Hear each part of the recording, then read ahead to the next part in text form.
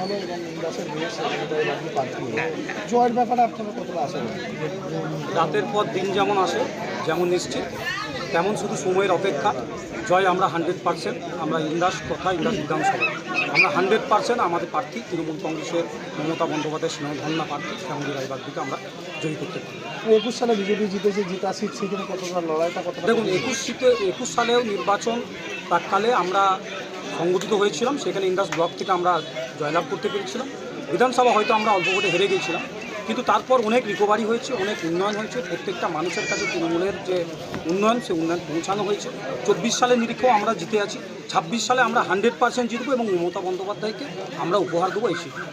আজ প্রার্থী ঘোষণা হওয়ার পরেই দেখলাম দলীয় কর্মীরা উৎসবে মেতে উঠল। অবশ্যই আমরা খুব খুশি।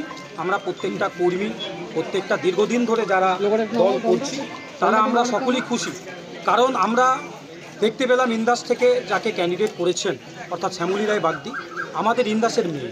তার জন্ম ইন্দাসের মাটিতে, শুধুমাত্র তিনি এখানকার বউ নন, তিনি এখানকার মেয়ে, এখানকার জন্ম।